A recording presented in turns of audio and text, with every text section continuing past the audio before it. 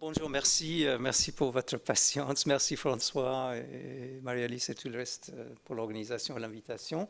Donc, je suis là pour partager avec vous un travail, c'est un travail d'équipe, un travail d'un projet européen dont il y avait déjà mention dans le talk de Jean-Philippe Nominet ce matin et de Pete Weckman. Donc, c'est un work package sur les liaisons internationales qui est à l'intérieur d'un projet européen que je vous décrirai très rapidement.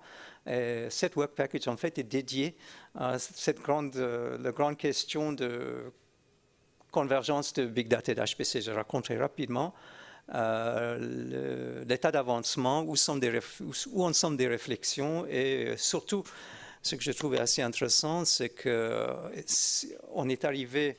Il y avait deux mondes qui coexistaient plus ou moins. Les uns sans trop s'occuper de l'autre. C'est le monde de Big Data, qui est plus récent, et le monde HPC. Ces deux mondes, aujourd'hui, qui coexistaient tranquillement, sont amenés à se rapprocher. Mais ce rapprochement n'est pas évident pour de nombreuses raisons. Et il a été décidé que c'est un problème tellement vaste qu'il faut mieux l'aborder dans un contexte international. C'est-à-dire, on a beaucoup de chance dans ce projet européen d'être au cœur d'un effort international de réflexion, de road mapping, d'écriture de white papers et de documents de stratégie. Et donc, on participe et c'est une sacrée opportunité parce qu'on est en train vraiment de voir et de faire des recommandations et des propositions pour la suite de développement des logiciels et des matériels pour aborder ces nouvelles questions qui nous sont tombés dessus, qui est l'arrivée des data et qu'est-ce qu'on fait avec des données dans tous les sens, issues de simulations, issues de capteurs, issues d'événements. Comment fait-on au niveau du calcul pour traiter tout ça? Bon, donc, rapidement, CTXDCI, c'est un projet européen qui a été financé dans un call fait HPC. Nous sommes en fait un projet de coordination du support. La Commission européenne fait très intelligemment ce genre d'action, c'est-à-dire l'école, les appels d'Horizon 2020 financent des projets de recherche, mais les appels financent également des actions de coordination de soutien. Ces actions sont là pour faire parler les gens et alimenter la commission et les comités de programme de l'information qui leur servirait pour élaborer les programmes suivants. Donc, il y a un genre de monitoring qu'on fait en temps réel et c'est extrêmement utile et très apprécié. Bon. Donc, notre objectif est de coordonner et soutenir le développement et l'implantation d'une stratégie commune pour l'écosystème de l'HPC européen, mais vu qu'on a aussi une action internationale, aujourd'hui, on ne peut plus séparer ce qui se passe ici, ce qui va se passer ailleurs. Et ça, c'est vraiment, c'est déjà pas mal d'être arrivé à cette prise de conscience. Voilà, donc on est en plein là-dedans. Bon, je ne vais pas vous rappeler tout ça. De toute façon, il y a un site web qui décrit très bien cette question de stratégie HPC européen commune et partagée. Et donc, les partenaires, on l'a déjà vu, sont ETP4HPC. Ça, c'est la grande action, le grand CPPP dont Jean-Philippe Nominet et des gens de Bulatos sont aux manettes. Très grand effort avec beaucoup d'argent, c'est-à-dire beaucoup d'influence sur les contenus. On travaille avec Price et puis on travaille de plus en plus avec l'autre grande CPPP, maintenant vous comprenez bien ça, notre partenariat public-privé qui est le Big Data Value Association, tout ce qui concerne Big Data. On est obligé de commencer à parler avec eux et vice-versa, eux, ils sont obligés de parler avec nous parce qu'eux, ils ne savent même pas qu'on existe. Pour eux, en fait, tout le monde dit, mais les gens de Big Data s'en foutent réellement de nous. Pour le moment, oui, mais petit à petit, je pense qu'ils vivent bien leur vie. Ils ont qu'à acheter encore 30 000 mètres carrés de serveurs, le mettre à côté dans le Canada où le coût de refroidissement n'est pas cher.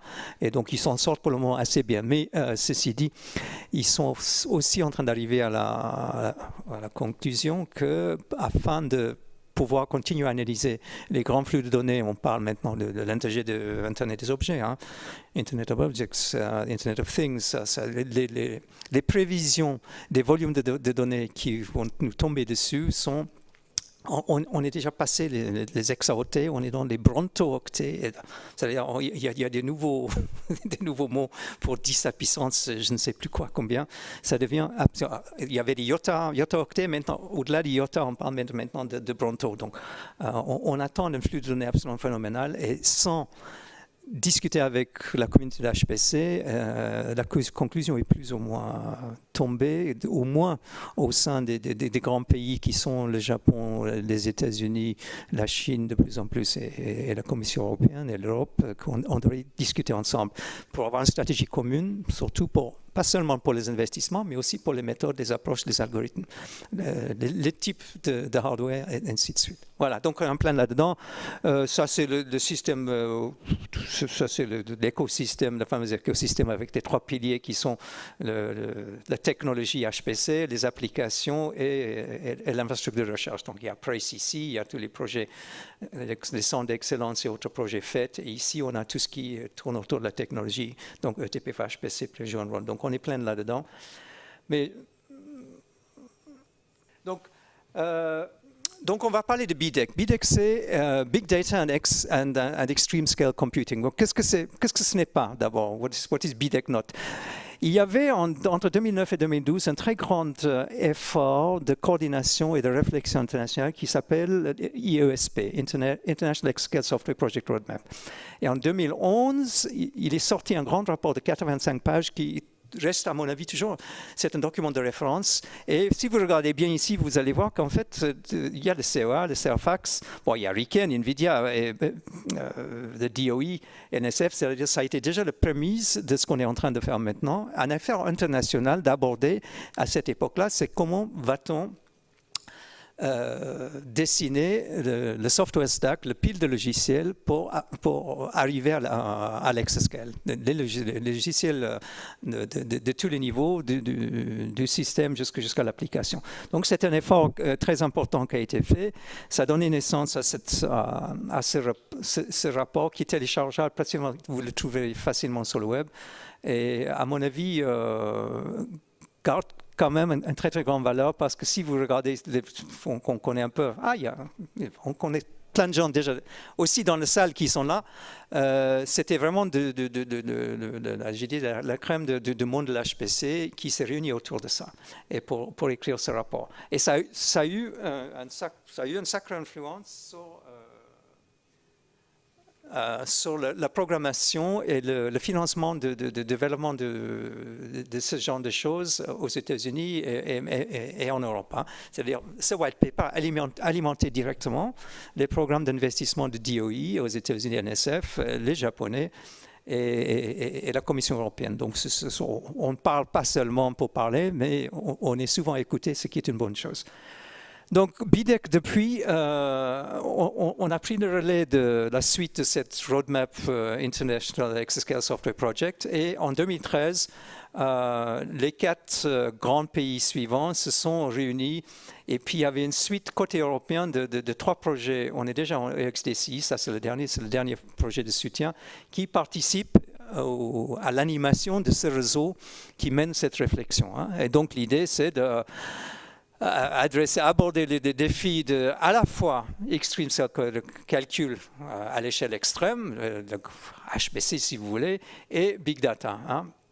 Et ceci en mettant en place un réseau international global de l'expertise. Donc ça, on vous dit, ah ouais, mais ces gens, c'est des belles intentions. Est-ce que ça donne quelque chose? Oui, je vais vous montrer. On a l'impression vraiment d'être dans un bon endroit, en train de rédiger des avis, et ces avis vont être pris en compte. Et ces avis sont souvent partagés, c'est-à-dire on est très très nombreux dans cette salle et ailleurs. Je vais vous montrer une photo tout à l'heure. Donc, dans le projet EXDCI, European Extreme Data and Computing Initiative, dont on est aussi ici quelques personnes, dont François qui participe assez activement, il y a des gens de GENSI, on est assez nombreux.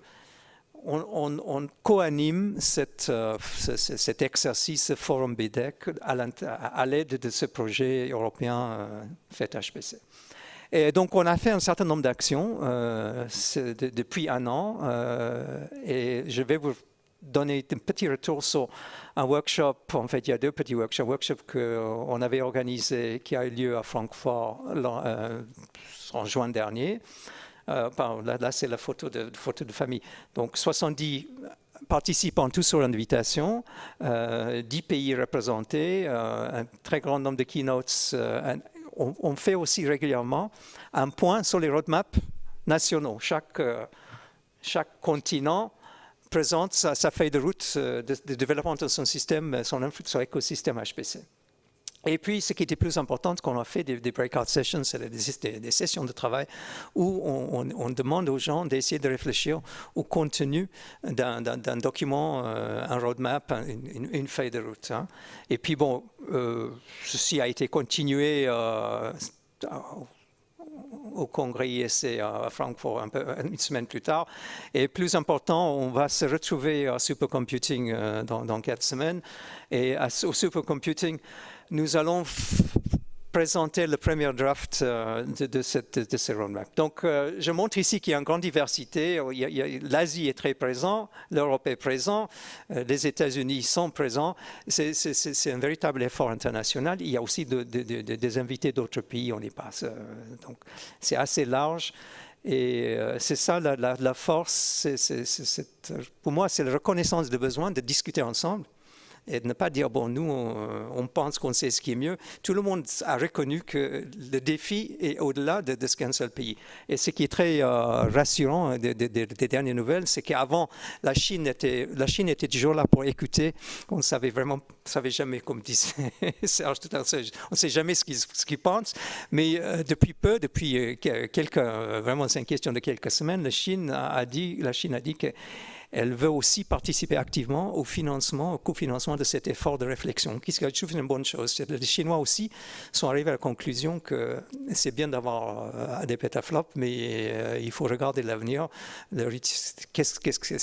Est-ce qu'on peut utiliser et pour quel but on va utiliser ces merveilles de la technologie, mais ça ne suffit pas. Donc, on devient vraiment au cœur de quelque chose. Donc, notre projet européen est un moteur important. C'est marrant parce que l'Europe semble être le seul continent qui fait ce genre d'efforts structurés grâce au financement européen, des actions de support et de coordination qui essayent d'animer et coordonner les activités de recherche dans des projets de recherche divers et variés.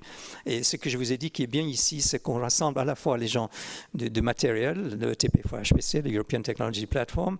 Il y a des gens des applications qui sont là. On a beaucoup de gens dans des domaines applicatifs. Je peux vous les montrer sur le slide précédent. Il y avait Serge Halimi, il y a Jean-Pierre Villotte, il y a des gens qu'on connaît bien et d'autres. Et puis, on utilise ça pour partager nos perspectives internationales et pour aboutir à cette convergence. Donc, je vais reparler dans les quelques minutes restantes. Je vais parler rapidement de contenu de notre réflexion, l'avancement de notre réflexion pour aboutir à un roadmap.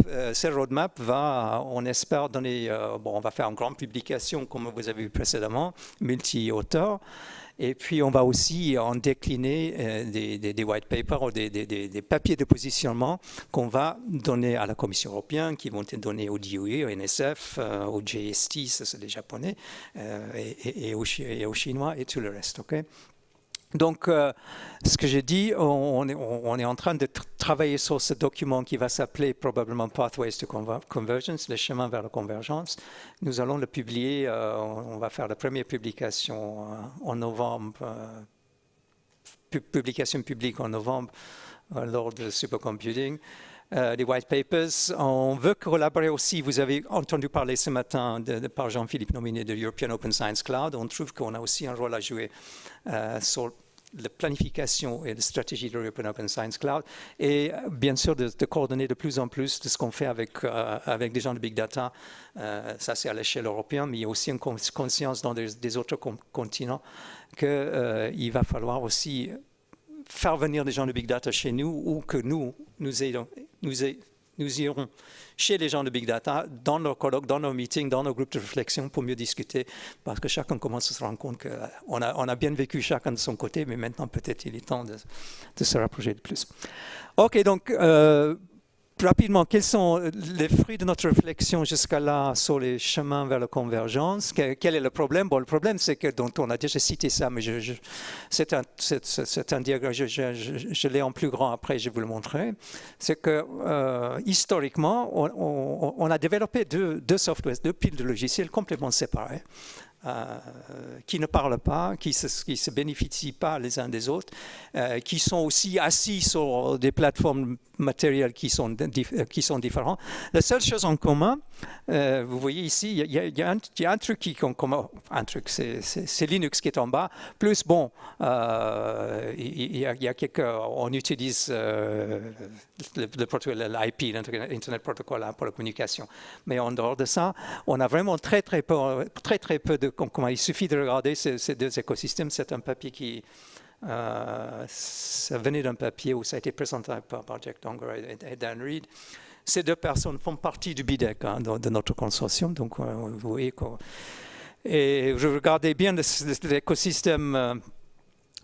Ça commence des machines, ça va jusqu'au OS et après ça va plus haut vers le runtime, des schedulers, des systèmes de gestion de fichiers, jusqu'aux applications passant par les langages. Et vous regardez ici, l'intersection est quasiment nulle. Ça c'est un problème. On considère que c'est un problème.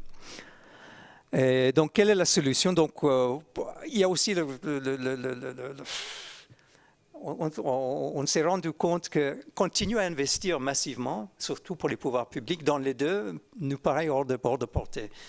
Bon, il est vrai que Google et Amazon, les GAFA vont continuer à investir de leur côté, mais disons pour les données scientifiques, les big data scientifiques, où on va aller chez les fournisseurs commerciaux, où on va demander à ce qu'on a de l'argent, des moyens dans les pouvoirs publics. Et pour cela, il nous faut absolument converger quelque chose. Et on dit qu'en partie, notre analyse dit que c'est aussi un problème d'un paradigme qui ne tient plus la route aujourd'hui. On doit aller aussi vers un nouvel paradigme du processus de recherche scientifique, de recherche, afin de remédier à ça. Et ce processus, je parlerai de ça. Ici, rapidement, il faut qu'on prenne en compte ce que l'HPC, jusqu'à maintenant, quelque part, s'est distancé quelque peu.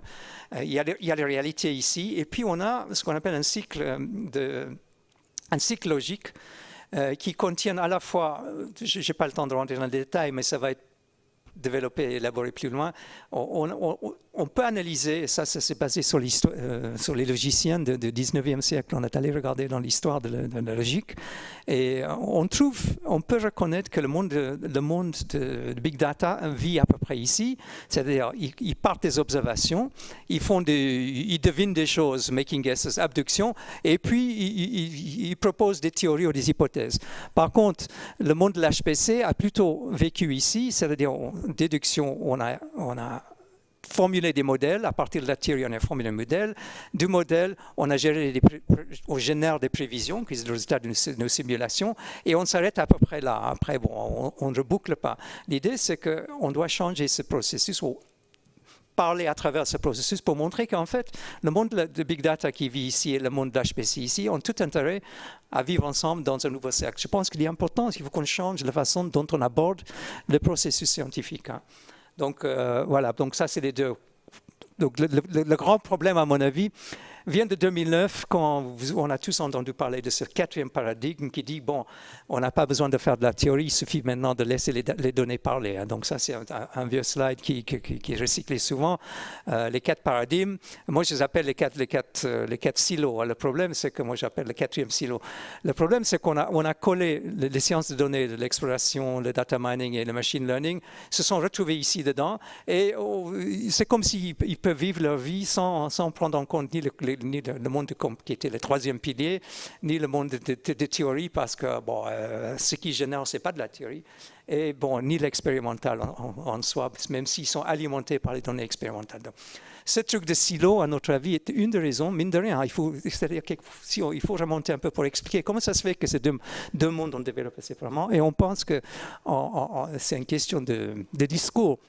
il faut que le discours change en disant qu'on doit travailler plutôt comme ça dans ce cercle que comme ça, qui était jusqu'à maintenant, depuis 2009. C'est pas si, bon, quand même 5 ans, 5, 6, 7 ans, ça fait 7 ans. Bon, c'est vrai, c'est un cycle, 7 ans, c'est un cycle biblique.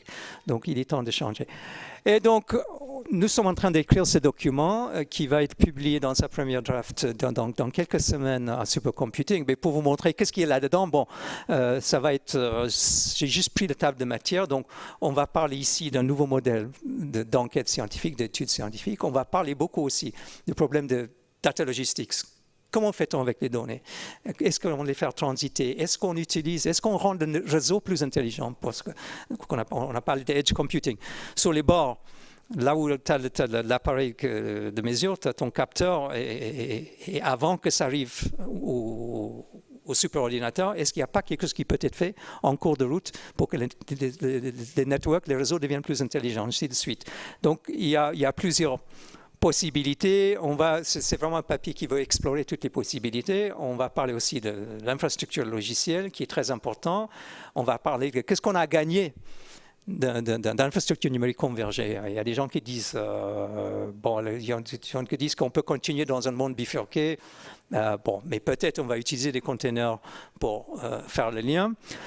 Il y a aussi une question de quelle architecture. Là, on commence à rentrer plus dans le détail du matériel. Si on développe un nouveau stack de software, de piles logicielles, et puis le container semble être une des pistes prometteuses pour aller plus loin. Et puis, on va aussi faire une étude de plusieurs applications, parce qu'il ne faut surtout pas que ce soit déconnecté des applications. Il faut que ce soit poussé et drivé par les applications. Donc, on fait très attention d'écouter des gens dans des grands domaines d'application qui sont l'astronomie, les sciences de la Terre, les sciences météorologiques et de plus en plus les sciences humaines et sociales. Et donc, ça dépend aussi il y a toute une question de comment est-ce qu'on fait pour les systèmes d'exploitation ou les systèmes des gestionnaires des systèmes, et ces gestionnaires d'opération. Donc, il y a aussi une question des outils de monitoring. Donc, vous voyez, on commence, on ouvre la boîte à Pandore. Il faut qu'on aille très loin. Et évidemment, nous allons finir, on espère, avec des conclusions et des recommandations qui vont être déposées auprès de pouvoirs publics largement dans le monde entier. Et voilà, restez avec nous pour des prochaines nouvelles. Merci. Merci Marc, tu fais une belle synthèse de ce dont on a parlé pendant toute la journée, c'est très inspirant. Est-ce que vous avez des commentaires ou des questions? Au moins, on est pertinent, c'est déjà pas mal. Non, mais c'est important que si on fait ce genre d'effort de réflexion, qu'on ne soit pas dans l'air en train d'être dans un... J'ai passé un peu de temps dans un ministère et ailleurs. Il ne faut pas être dans un ministère un peu déconnecté de la réalité. Là, on est vraiment dans la réalité, et ça, c'est vraiment le point fort de ce genre d'exercice. Oui, j'avais une petite question, c'était général. J'ai lu à un moment quelles sont les estimations de consommation d'énergie, parce que vu l'ampleur que prennent les big data, les connexions Internet, les portables, les mobiles, est-ce qu'on a une évaluation de cette société numérique? Quelle est la proportion? Quelle est la consommation énergétique que ça emporte? Parce que ça ne doit pas être négligeable. Non, mais dites-moi, Laurent Creuset n'a pas parlé de ça ce matin. C'est-à-dire, on se base sur des... Vous savez, c'est une question... Ah, l'avant, ouais. Non, mais il y a une estimation, je n'ai plus les chiffres en tête, et il est évident que dans tout ce qu'on fait, toutes les réflexions, et toujours, il y a une limite énergétique. Donc, ça, c'est clair. Le vrai empreinte du calcul HPC et Big Data, ce sont des chiffres qui ont été estimés. Je ne me rappelle plus, mais il y a quelques pourcents de la consommation électrique mondiale va dans les machines de calcul. Et il est évident qu'on parle de plus en plus de logiciels de gestion de systèmes et de logiciels d'application qui soient energy aware, c'est-à-dire qu'on va essayer de faire des opérations arithmétique qui consomme le moins d'énergie. En fait, ça revient à minimiser les coûts de communication, parce que la communication, je ne sais pas si vous avez vu, mais j'ai entendu une fois que 95 ou 97% de consommation énergétique d'un supercalculateur, ça va dans la communication aujourd'hui. Hein. Donc évidemment, il y a beaucoup d'efforts, mais ça c'est dans l'ETP for HPC. On étudie les nouvelles modes de communication photonique et autres.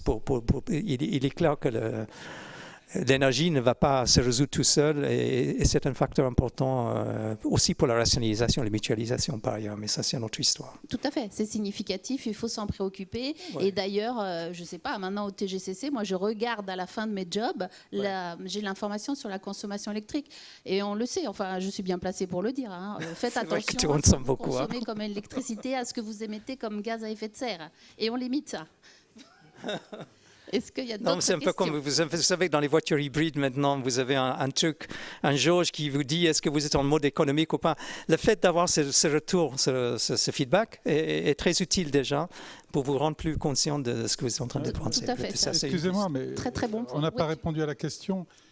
J'ai lu dans Le Monde une fois que c'était 10%, qu'on atteignait 10% de la publication, de la production en big data. Alors, je voulais savoir si c'est vrai, ça correspond. Non, mais si les big data venaient chez les gens d'HPC, ils auraient des algorithmes beaucoup plus efficaces et on va réduire considérablement. Mais ça, non, mais je rigole, mais en fait, je suis sérieux.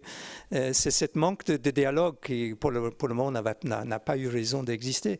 On espère l'instaurer et tous les deux vont profiter. Nous allons profiter du monde de big data pour gérer les multitudes de fichiers. Eux, ils vont profiter pour avoir des algorithmes plus efficaces qui vont tourner. Bon, mais vous savez, le problème, c'est que ça remplit toujours l'espace disponible. Je pose une question. Est-ce que c'est vrai, comme l'a publié un journal du soir, qu'il y a 10% de la consommation électrique? Ça, je ne sais pas.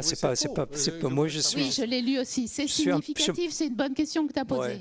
Ouais, ça sort du cadre de ce qu'on a posé ici comme question, mais évidemment, c'est une question très importante.